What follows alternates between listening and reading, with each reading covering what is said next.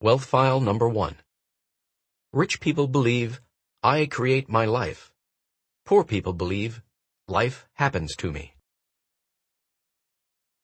If you want to create wealth, it is imperative that you believe that you are at the steering wheel of your life, especially your financial life. If you don't believe this, then you must inherently believe that you have little or no control over your life, and therefore you have little or no control over your financial success. That is not a rich attitude. Did you ever notice that it's usually poor people who spend a fortune playing the lottery? They actually believe their wealth is going to come from someone picking their name out of a hat. They spend Saturday night glued to the TV, excitingly watching the draw to see if wealth is going to land on them this week. Sure, everyone wants to win the lottery, and even rich people play for fun once in a while. But first, they don't spend half their paycheck on tickets, and second, winning the lotto is not their primary strategy for creating wealth. You have to believe that you are the one who creates your success, that you are the one who creates your mediocrity, and that you are the one creating your struggle around money and success. Consciously or unconsciously, it's still you. Instead of taking responsibility for what's going on in their lives, poor people choose to play the role of the victim. A victim's predominant thought is often, poor me. So, presto, by virtue of the law of intention, that's literally what victims get. They get to be poor. Notice that I said they play the role of victim. I didn't say they are victims. I don't believe anyone is a victim. I believe people play the victim because they think it gets them something. We'll discuss this in more detail shortly. That said, how can you tell when people are playing the victim? They leave 3 obvious clues. Now, before we talk about these clues, I want you to realize that I fully understand that none of these ways of being has anything to do with anyone reading this book. But maybe, just maybe, you might know someone who can relate. And maybe, just maybe, you might know that person intimately. Either way, I suggest you pay close attention to this section. Victim clue number 1. Blame. When it comes to why they're not rich, most victims are professionals at the blame game. The object of this game is to see how many people and circumstances you can point the finger at without ever looking at yourself. It's fun for victims, at least. Unfortunately, it's not such a blast for anyone else who is unlucky enough to be around them. That's because those in close proximity to victims become easy targets. Victims blame the economy. They blame the government. They blame the stock market. They blame their broker. They blame their type of business. They blame their employer. They blame their employees. They blame their manager. They blame the head office. They blame their upline or their downline. They blame customer service. They blame the shipping department. They blame their partner. They blame their spouse. They blame God. And, of course, they always blame their parents. It's always someone else or something else that is to blame. The problem is anything or anyone but them. Victim clue number 2. Justifying. If victims aren't blaming, you'll often find them justifying or rationalizing their situation by saying something like, money's not really important. Let me ask you this question. If you said that your husband or your wife, or your boyfriend or your girlfriend, or your partner or your friend weren't all that important, would any of them be around for long? I don't think so, and neither would money. At my live seminars, some participants always come up to me and say, you know, Harv, money's not really that important. I look them directly in the eyes and say, you're broke, right? They usually look down at their feet and meekly reply with something like, well, right now I'm having a few financial challenges, but I interrupt. No, it's not just right now, it's always. You've always been broke or close to it, yes or yes. At this point, they usually nod their head in agreement and woefully return to their seats, ready to listen and learn, as they finally realize what a disastrous effect this one belief has had on their lives. Of course they're broke. Would you have a motorcycle if it wasn't important to you? Of course not. Would you have a pet parrot if it wasn't important to you? Of course not. In the same way, if you don't think money is important, you simply won't have any. You can actually dazzle your friends with this insight. Imagine you're in a conversation with a friend who tells you, money's not important. Put your hand on your forehead and look up as though you're getting a message from the heavens. Then exclaim, "You're broke." To which your shocked friend will undoubtedly respond, "How did you know?" Then you stretch out your palm and you reply, "What else do you want to know? That'll be $50, please." Let me put it bluntly. Anyone who says money isn't important doesn't have any. Rich people understand the importance of money and the place it has in our society. On the other hand, poor people validate their financial ineptitude by using irrelevant comparisons. They'll argue, "Well, money isn't as important as love." Now, is that comparison dumb or what? What's more important, your arm or your leg? Maybe they're both important. Listen up, my friends. Money is extremely important in the areas in which it works, and extremely unimportant in the areas in which it doesn't. And although love may make the world go round, it sure doesn't pay for the building of any hospitals, churches, or homes. It also doesn't feed anybody. Not convinced? Try paying your bills with love. Still not sure? Then pop on over to the bank and try depositing some love and see what happens. I'll save you the trouble. The teller will look at you as if you've just gone AWOL from the loony bin and scream only one word, "Security!" No rich people believe money is not important. And if I've failed to persuade you and you still somehow believe that money's not important, then I have only two words for you. You're broke. And you always will be until you eradicate that non-supportive file from your financial blueprint. Victim clue number 3. Complaining. Complaining is the absolute worst possible thing you could do for your health or your wealth. The worst. Why? I'm a big believer in the universal law that states, what you focus on expands. When you are complaining, what are you focusing on? What's right with your life or what's wrong with it?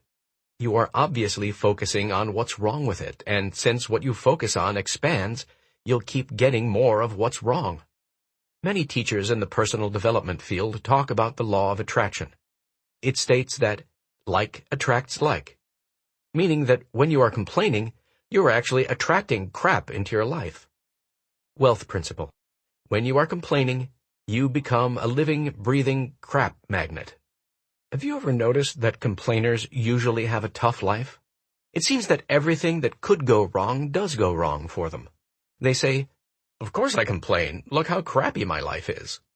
And now that you know better, you can explain to them, "No, it's because you complain that your life is so crappy. Shut up, and don't stand near me." Which brings us to another point. You have to make darn sure not to put yourself in the proximity of complainers. If you absolutely have to be nearby, make sure you bring a steel umbrella or the crap meant for them will get you too. I stay as far away from complainers as possible because negative energy is infectious.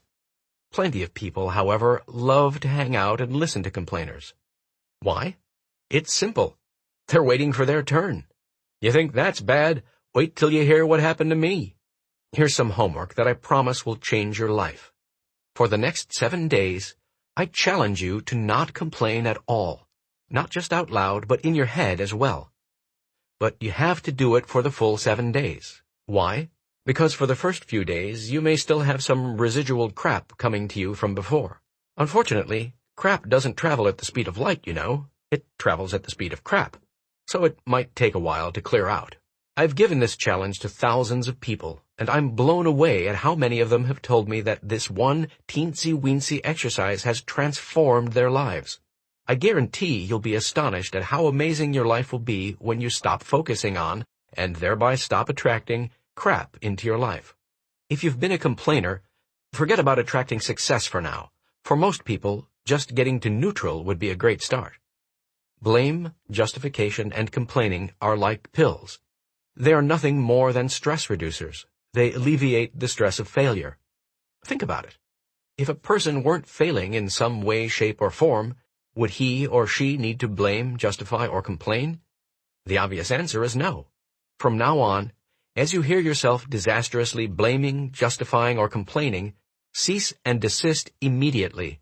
Remind yourself that you are creating your life, and that at every moment you will be attracting either success or crap into your life. It is imperative you choose your thoughts and words wisely.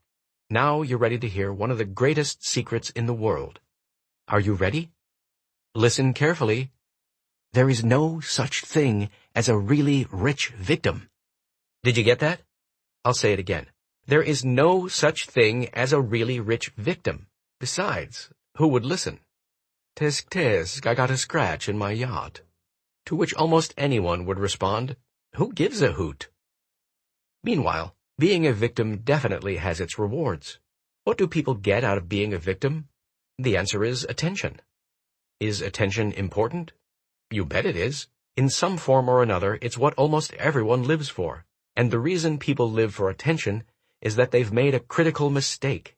It is the same error that virtually all of us have made. We've confused attention with love.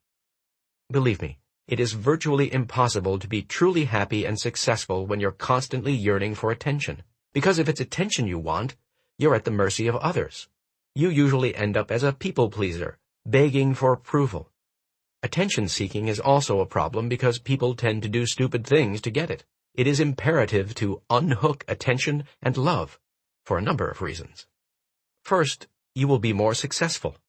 Second, you will be happier. Third, you can find true love in your life.